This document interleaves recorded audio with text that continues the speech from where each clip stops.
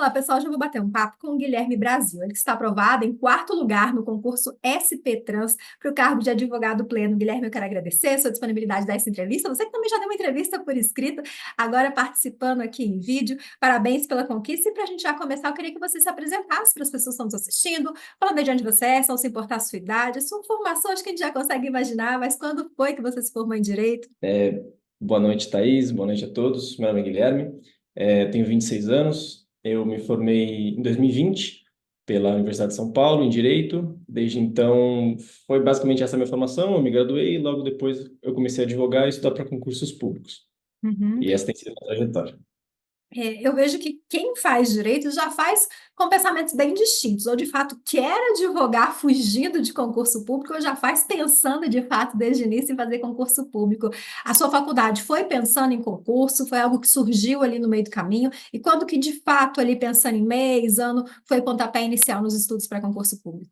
O perfil, acho que da minha faculdade é um pouco mais voltado realmente para concurso, algo que se fala ao longo da faculdade, mas, sobretudo, acho que duas carreiras principais, que é a magistratura e a promotoria de justiça. Pouco se fala de procuradoria ou de advocacia pública ao longo da graduação.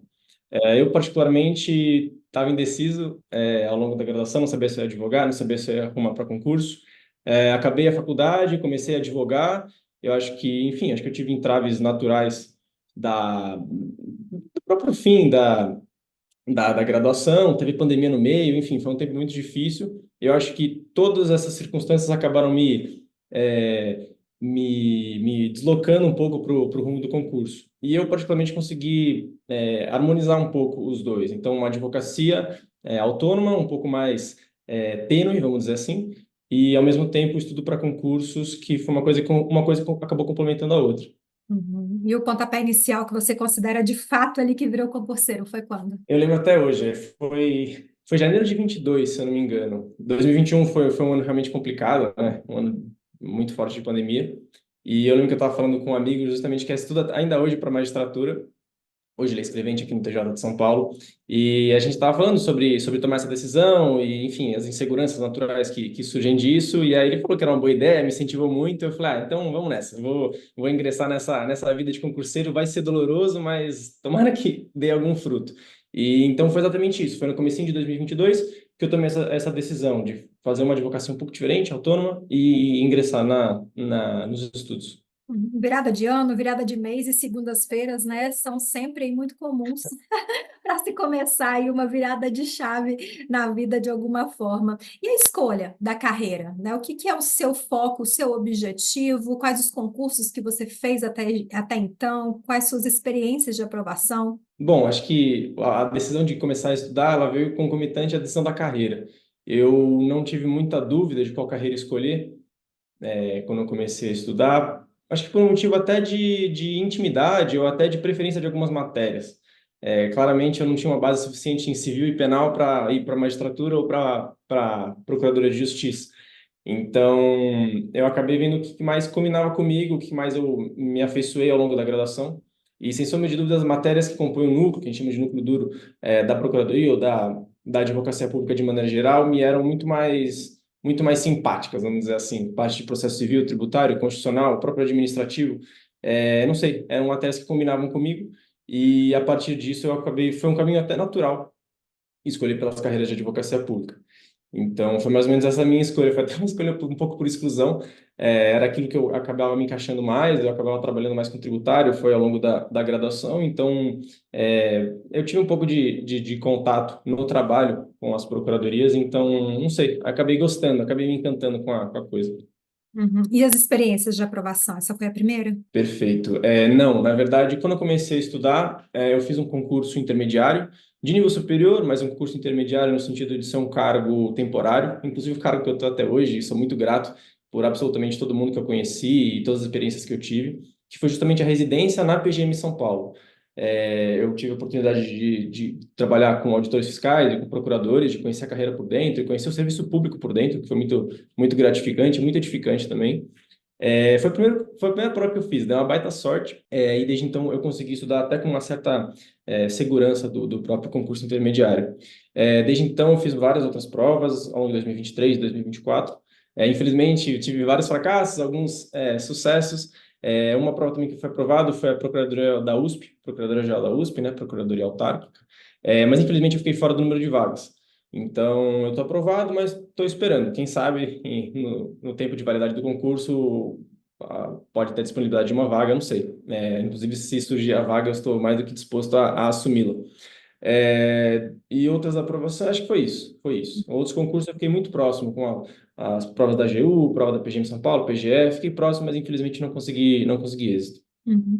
Tirando aí, né, o concurso de âmbito federal e alguns estaduais, a advocacia pública ela traz poucas vagas, né, principalmente pensando em empresas públicas, né, então você fez esse concurso, ficou em quarto lugar, por que não dizer, no topo da lista. Você já saiu da prova confiante, imaginava a aprovação, qual que foi a sensação na hora que você viu que deu certo, que estava na lista dos aprovados? Essa prova foi uma surpresa, até foi uma feliz surpresa para mim. Na verdade, acho que o edital dela saiu no final de 23. E no final de 23, eu lembro mais ou menos da minha dinâmica. Eu tinha acabado de fazer a segunda fase da Procuradoria da USP, tinha ido bem, estava confiante, era a prova que eu estava com mais esperança na época. Estavam começando os rumores da PGE São Paulo. E aí eu pensei, pô, uma prova em janeiro, com a PGE São Paulo em fevereiro, ia ser uma boa oportunidade para fazer um treino. Inclusive, eu lembro que na minha dinâmica de estudos, eu estava até contando a essa prova da SP Trans, né, prova de empresa pública, como um dos simulados. Um dos simulados que eu faria para a PGE São Paulo seria uma prova, né, independentemente da diferença de matérias, seria uma experiência interessante. E eu acabei nem fazendo uma preparação muito direcionada para essa prova, ela foi muito mais como um treino, mas felizmente são os caminhos da vida, né? A gente não tem como controlá-los e eu consegui a aprovação. Quanto à sensação de prova em si, eu lembro que a segunda fase foi junto com a primeira fase, foi uma prova só. E era um parecer sobre uma licitação, tinha uma questão ambiental também, enfim, uma matéria que eu não tinha muita intimidade, mas eu falei, vou fazer com vontade. Era uma prova um pouco diferente, um pouco difícil, um pouco longe daquilo que eu tinha estudado, mas eu fiz com vontade, gostei, me senti confortável na prova, e depois saí da prova já pensando na PGE, não tinha nem muita cabeça para isso. Mas eu fiquei confiante, sim, eu achei que foi uma sensação boa. Uhum. Eu acredito que até a leveza, né, de fazer uma prova sem esse desespero ou compromisso de uma aprovação, porque eu sei que o psicológico conta muito na hora da prova. A gente vê muita gente preparada que chega na hora dá um branco ou vê um tema que não tem muita afinidade, já fala, eu não vou conseguir, não vou escrever nada, eu vou deixar em branco, ou ali na hora dá aquela sensação de ansiedade. Talvez até esse desprendimento que você tinha com a prova, né, pode ter ajudado. Você acredita que ajudou o psicológico? Acredito que sim. Acho que duas coisas principais.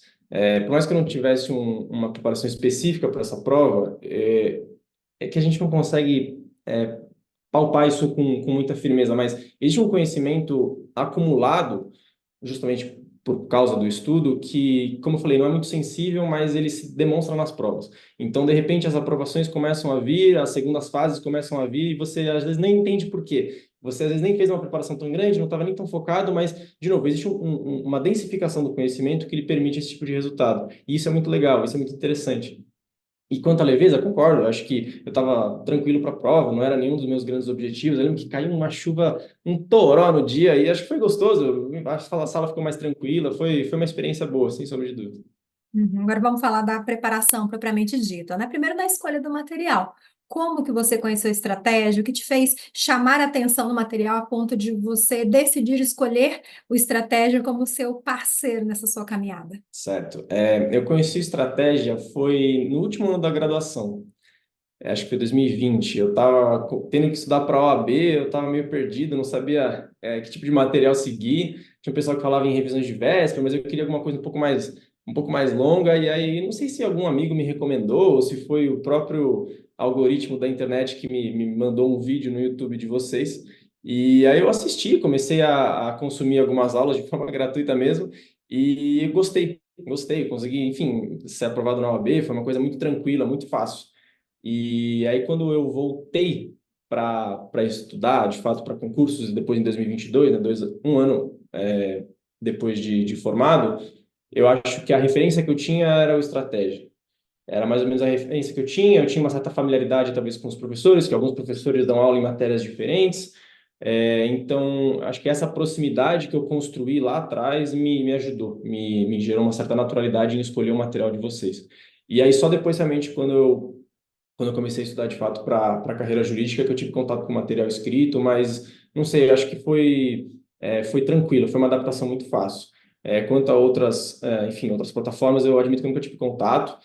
Tenho amigos que estudam e adoram outras plataformas, mas para outras carreiras, para a carreira específica de advocacia pública, eu não conheço, então não sei, não tinha muita referência. Uhum.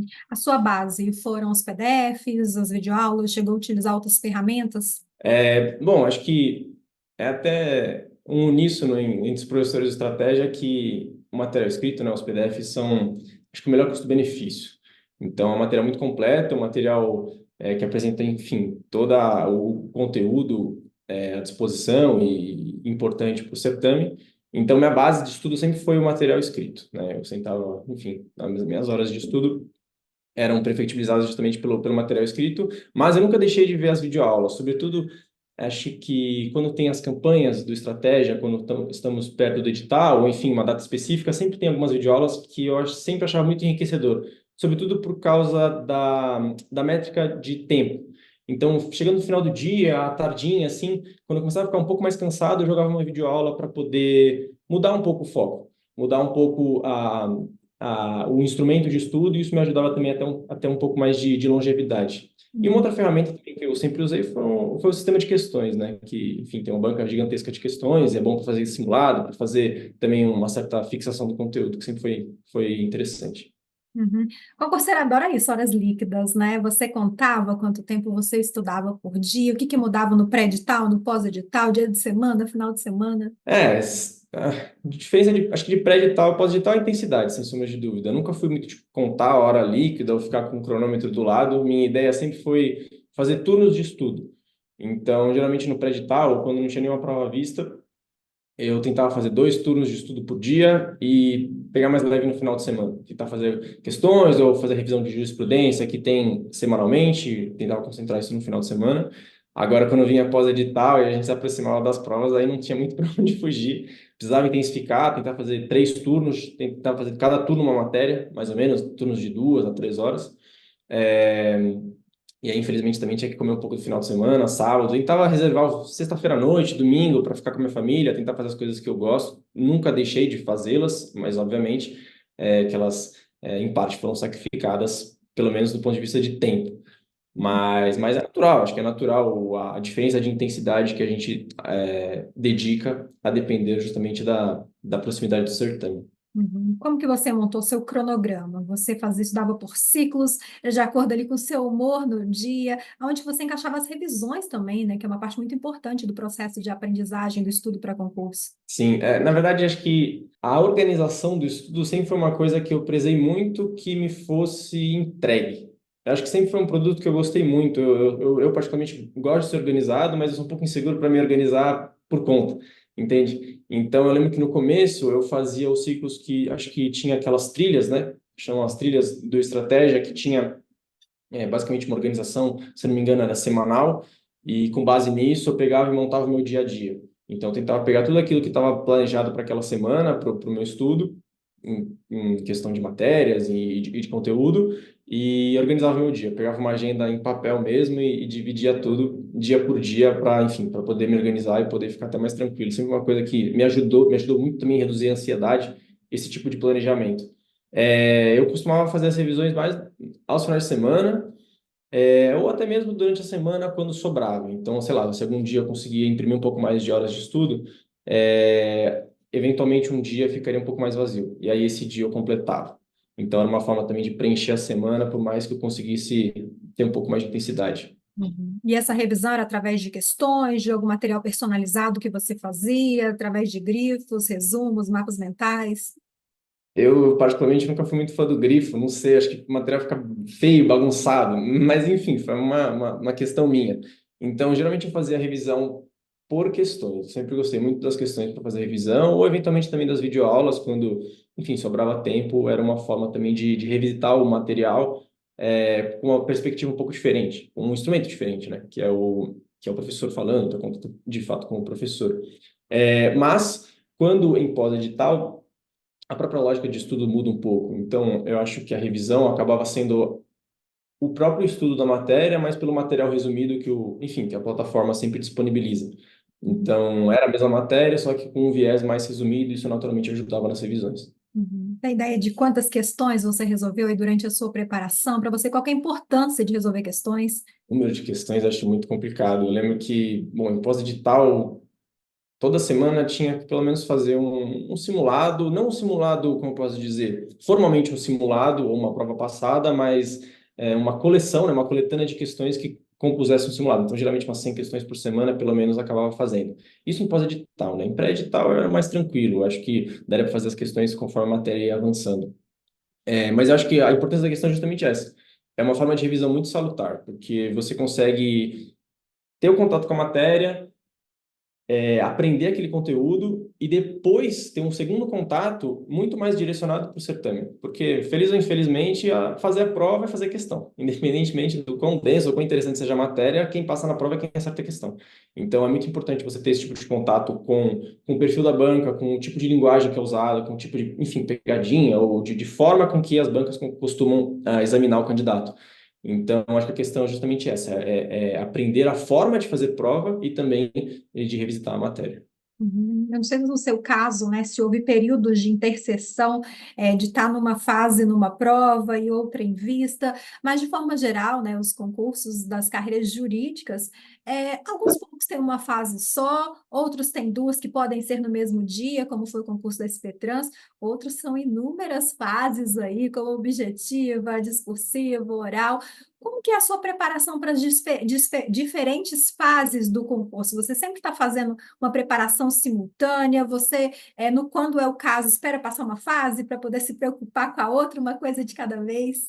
O conteúdo, a matéria, o conhecimento, especificamente para a realização dos certames, ele se consolida e se densifica ao longo do tempo.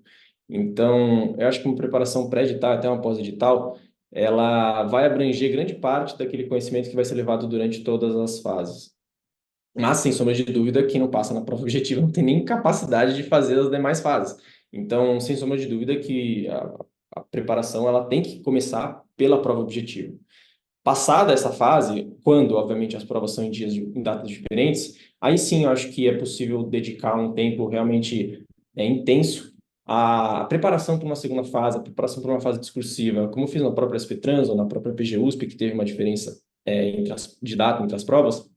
É muito importante que você tenha conhecimento da forma, da estrutura, seja de uma peça processual, pelo viés, obviamente, da advocacia pública e pelo viés do certame, que é diferente, obviamente, da advocacia, e também de um parecer jurídico que acaba fugindo um pouco das funções do advogado privado. Óbvio que existe também pareceres privados, mas existe toda uma formalidade que é muito cara aos examinadores numa prova de concurso público. Uhum. Então, eu acho que o que eu fiz, pelo menos na minha trajetória, foi sempre estudar realmente a matéria e a preparação para a prova objetiva, até a prova objetiva, e depois, com uma grande chance de aprovação na prova objetiva, até com a confirmação desta, densificar o conhecimento, aproveitando para entrar em minúcias que não puderam ser vistas na primeira fase, e também, sobretudo, se aprofundar na questão formal, na questão estrutural de uma prova discursiva. Você, Guilherme, parece que tem um autoconhecimento, né, bem aprofundado sobre o que dá certo para você, sobre o seu jeito de estudar. Mas você considera que você teve erros, erros que você enxerga agora já como aprovado, que daqui para frente pretende fazer diferente, ou erros que você corrigiu a tempo? E o que que você considera também que foram os seus principais acertos que podem ter te levado a essa aprovação? Acho que eu cometi muito mais erro do que acerto na minha preparação, sem sombra de dúvidas. Acho que, bom, felizmente consegui uma aprovação de um bom cargo em 2 anos, mas na média, na verdade, é pouco tempo de preparação. É, e isso revela, obviamente, a minha imaturidade em relação a estudos, em relação à preparação para concursos de maneira geral. Eu acho que no começo, acho que meus principais dois equívocos na preparação de maneira geral foi negligenciar a lei seca. Eu sei que todo mundo fala, mas a gente. Eu não sei, eu sempre tive bode de ler lei seca, eu sempre achei uma coisa meio, sei lá, meio inútil, mas, de novo, ser aprovado no concurso é fazer prova, não é saber. Infelizmente, existe um pouco, uma certa diferença entre essas duas categorias, e a leitura da lei seca, essa coisa um pouco mais sistematizada, ajuda, porque você começa a fazer as coisas de forma automática e você consegue mais acertos. E o segundo erro que eu considero foi não ter feito provas suficientes quando eu já estava num patamar de mínima competitividade. O que eu quero dizer? Acho que nos primeiros 6 meses, obviamente, eu estava apenas tateando material, tomando conhecimento com o mundo de concurso. Depois disso, quando eu já comecei a entrar em um patamar intermediário, vamos dizer assim, eu acredito que eu já tinha algum nível de competitividade e com isso eu poderia ter feito mais provas. Mais provas ao longo de 2023, que foi o primeiro ano de preparação, e isso naturalmente me daria uma experiência maior, uma certa, que a gente chama de criar casca. Naturalmente, óbvio que eu ia apanhar em várias provas, mas talvez fosse uma experiência salutar justamente que me preparasse para outros concursos mais queridos, naturalmente. Acho que esses foram meus dois principais erros. Quanto a acertos, eu acredito que eu fui muito determinado ao longo da minha preparação. Eu consegui, algo que a gente às vezes tem vontade de desistir, fica bravo, fica chateado, é comum e a gente tem que entender que isso vai acontecer. Ninguém vai passar de primeira, a não ser, enfim, meia dúzia de pessoas que são iluminadas. Então, a decepção no concurso, ela faz parte da preparação, ela faz parte. Então, eu acho que, felizmente, eu consegui ser muito determinado ao longo desses 2 anos, eu consegui não abaixar a cabeça, consegui imprimir ritmo e consegui me organizar o suficiente para tanto ter um bom ritmo de estudos intenso, quanto também não negligenciar as outras coisas da minha vida, seja minha família, seja meus amigos, minha namorada, seja também a própria advocacia, meu sustento. Então, acho que eu, graças a Deus, consegui me organizar bem para fazer um pouco de tudo. Guilherme, para a É gente vai isso. caminhar para o final dessa gravação, o que que você quer deixar de dica, de mensagem, tanto para quem vai iniciar os estudos para concurso público agora, quanto para quem já está nessa caminhada, mas ainda não alcançou a tão sonhada aprovação? A jornada de concurso público é muito estranha, vamos dizer assim. Ela não parece natural. Como acho que eu até falei um pouco antes no começo da nossa conversa, existe um acúmulo de conhecimento, existe uma solidificação de conhecimento que a gente não percebe de imediato. Você só vai perceber certos frutos do seu estudo lá na frente. E você só vai perceber isso quando, de repente, começarem a pipocar as aprovações. Isso foi exatamente o que aconteceu comigo. Nas primeiras provas que eu fiz, eu fui só sendo reprovado, reprovado, reprovado, ficando longe, sempre ficando mais ou menos na mesma margem de distância da nota de corte. E aí, de repente, no final de 2023, quando eu fiz mais algumas provas, eu comecei a ser aprovado, ir para segundas fases e começar a me sentir competitivo. Eu acho que a gente não pode, outros concurseiros ou pessoas que pensam em entrar nessa jornada, não podem achar que a reprovação é um demérito, entende? Eu acho que a reprovação faz parte do processo, ela faz parte do aprendizado de forma geral, e a gente não pode também achar que os frutos vão ser imediatos. Eles vão se acumulando, eles vão tornando-nos mais competitivos e mais preparados para quando chegar a prova, a gente poder realmente ser aprovado. E aquela velha história, né?